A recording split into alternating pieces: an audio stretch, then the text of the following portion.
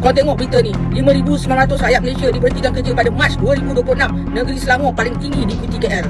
Ini tengok, nak ambil lagi pekerja dari luar. 30,000 hingga 40,000 orang pula tu. Datuk Seri Anwar Ibrahim berkata, Malaysia akan memberi pertimbangan utama kepada permohonan pekerja Bangladesh yang kehilangan peluang. Kenapa kita tak tumpukan ambil di sekitar Asia? Di ASEAN ni, seperti Indonesia, Timor Leste, Filipina, Thailand, Myanmar. Malaysia dihujam gelombang pemutusan hubungan kerja yang menghantam ribuan pekerja lokal pada Maret lalu. Muncul ironi yang sulit diabaikan di saat warga sendiri kehilangan pekerjaan. Pemerintah justru membuka pintu lebih lebar bagi masuknya pekerja asal Bangladesh. Situasi ini langsung memicu keresahan publik, apalagi ketika di lapangan, keberadaan pekerja Bangla tidak lagi terbatas pada sektor kerja kasar, tetapi mulai merambah ke berbagai sektor lain yang sebelumnya banyak diisi tenaga kerja lokal. Masalahnya, tidak berhenti di situ. Banyak laporan menyebutkan keberadaan pekerja Bangla ilegal yang tidak hanya bekerja, tetapi juga menjalankan usaha dan berdagang secara mandiri, bahkan bersaing langsung dengan pedagang lokal. Di sisi lain, perusahaan-perusahaan dinilai lebih memilih tenaga kerja Bangla karena upahnya yang jauh lebih murah dibandingkan standar gaji minimum pekerja lokal. Kombinasi ini menciptakan tekanan berlapis. Lapangan kerja makin sempit, persaingan makin ketat, dan posisi tawar pekerja lokal semakin melemah. Yang membuat situasi ini terasa semakin kontras adalah perbandingan dengan masa lalu, ketika sektor 3D di Malaysia banyak diisi oleh pekerja dari Indonesia. Saat itu, konflik sosial dan tekanan ekonomi seperti sekarang relatif jarang mencuat ke permukaan. Kini, sebagian warga Malaysia mulai mempertanyakan kebijakan tersebut. Bahkan muncul penyesalan karena pergeseran tenaga kerja asing dianggap membawa dampak yang tidak diantisipasi sebelumnya. Bukan hanya soal ekonomi, tetapi juga stabilitas sosial dan rasa keadilan di negeri sendiri. Kau tengok berita ni, 5,900 rakyat Malaysia diberhentikan kerja pada Mac 2026. Negeri Selangor paling tinggi diikuti KL. Kesian tak korang nasib diorang ni? Nak dapat kerja baru bukannya mudah. Kebanyakan orang ambil warga asing juga yang bekerja. Rakyat tempatan kebanyakan diorang pandang sebelah mata je. Macam-macam syarat kalau nak kerja. Nak SPM lah, nak diploma lah, ijazah lah. Tapi kalau warga asing, tak payah ada pendidikan pun tak apa. Boleh je kerja. Adil ke macam ni? Dah tiba masanya dalam keadaan ekonomi gawat ni, utamakan pekerja rakyat tempatan dulu. Buka tawaran pekerjaan. Ini tengok, nak ambil lagi pekerja dari luar. 30,000 hingga 40,000 orang pula tu. Isu parti sekarang ni dekat Malaysia pun tak selesai-selesai, nak tambah lagi. Banyakkan berita, diorang masuk bekerja sekejap je, lepas tu lari pada majikan. Berniaga, buka kedai runcit, jadi cashier, jadi kontraktor. Itulah agenda kebanyakan warga asing sebenarnya. Ada segelintir orang kerja sah sekejap je, lepas tu melencong kerja lain. Rakyat tempatan kalau nak berniaga pun macam-macam korang nak. Apa nak jadi Malaysia ni Betul-betul aku risau. Akan datang, rakyat tempatan kita susah nak dapat pekerjaan dan menganggur ramai. Betul tak korang?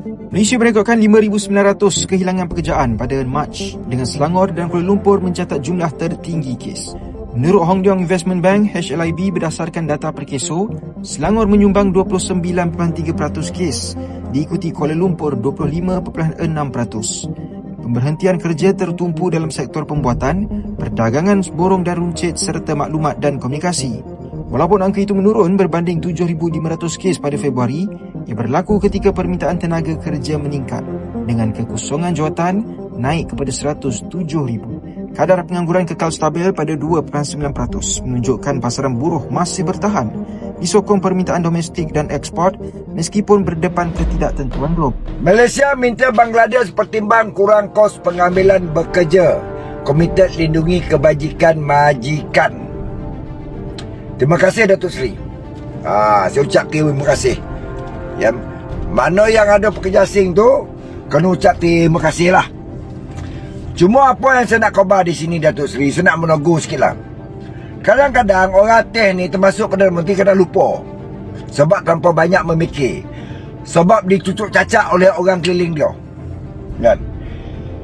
Apa kata kalau kita hentikan dulu pengambilan daripada Bangladesh, daripada India, daripada Pakistan, kita stop dulu. Bukan kita tak nak ambil, tapi stop dulu dengan keadaan ekonomi negara sekarang yang seperti ini. Kan?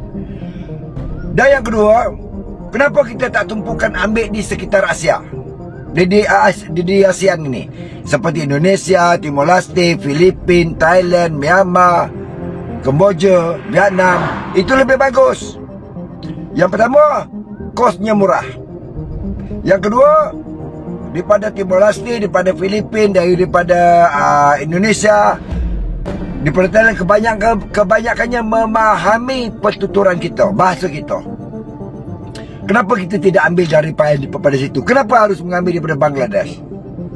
Mungkin ada kepentingan seseorang kita nak jaga. Yang pertama, hubungan rapat, saya tidak nafikan. Yang kedua, keuntungan. Ini ialah yang berlaku. Jadi, kos pengambilan tu tinggi. Saya pernah bertanya lah dengan seorang pekerja Bangladesh, berapa jumlah you bayar tambang semua kos you ni? Hampir 15,000 bang. Pernah dia bagi tahu saya. Saya macam percaya dengan tak percaya. Tapi apabila saya baca di media ada sampai bayar 20,000. Punya nak masuk Malaysia kerja. Dan akhirnya apa yang berlaku? Penyelewengan permit, salah guna permit. Mereka berniaga, mereka mencari isteri di sini untuk berniaga. Macam-macam hal. Di sinilah kelemahan kerajaan, kerana undang-undang kerajaan itu sendiri tidak sekuat mana, dan mereka mentertawakan undang-undang kita. Jadi saya sarankan pada Datuk Seri, stop dulu. Hubungan rapat tetap. Apabila ekonomi Malaysia pulih dengan baik, kau tak cukup pekerja, baru kita ambil. Asalnya, warga Bangladesh, warga Pakistan dan warga Indonesia datang ke Malaysia nak mencari peluang kehidupan yang lebih baik. Tiba-tiba ramai pula di antara mereka ini yang menjadi bos siap ada syarikat yang berdaftar di Malaysia. Jadi tuan-puan, patutkah kita merasa marah? Patutkah kita merasa kecewa? Kalau kita, orang Malaysia, tidak belajar dari kesungguhan mereka, kitalah yang sebenarnya bodoh tuan-puan. Mereka ini, warga Bangladesh, warga Pakistan dan warga Indonesia ini datang ke Malaysia dengan semangat nak ubah diri sendiri, nak mendapatkan kehidupan yang lebih baik. Mula-mula mereka datang menjadi buruh kasar, menjadi tukang ikat bata dan menjadi tukang angkut buah sawit. Sanggup pula mereka ini ikat perut, makan nasi dengan garam sahaja. Janji kenyang sebab nak kumpul duit, dan bila duit dah cukup tuan-puan ya, mereka akan bawa pula kawan-kawan mereka dari kampung mereka dan mereka akan mula tawarkan servis ikat bata pada kontraktor kita pada harga yang cukup murah dan cukup menawan. Dari situ tuan-puan, mereka akan tinjau pula peluang-peluang, kod boleh ambil job buat rumah sebiji. Lepas itu, bila ada peluang, tiba-tiba ada rakyat Malaysia yang sedang mencari kontraktor buat rumah murah. Tunggu apa lagi tuan-puan? Mereka buatlah. Kalau ikut undang-undang Malaysia, warga asing tak boleh berniaga di Malaysia. Kalau datang sebagai buruh, jadilah buruh. Tapi tuan-puan kan, kenapa mereka boleh berniaga? Dan apa yang mendorong mereka untuk berniaga? Sebenarnya tuan-puan, kehendak rakyat Malaysia sendirilah yang mahu buat rumah pada harga yang murah-murah ini, mendorong mereka untuk berniaga. Kontraktor tempatan yang terpaksa berdaftar dengan CIDB, terpaksa pastikan pekerja ada kad hijau CIDB, terpaksa bayar KWSP, terpaksa bayar SOCSO, takkan boleh bersaing dengan kontraktor Bangladesh, Pakistan dan Indonesia.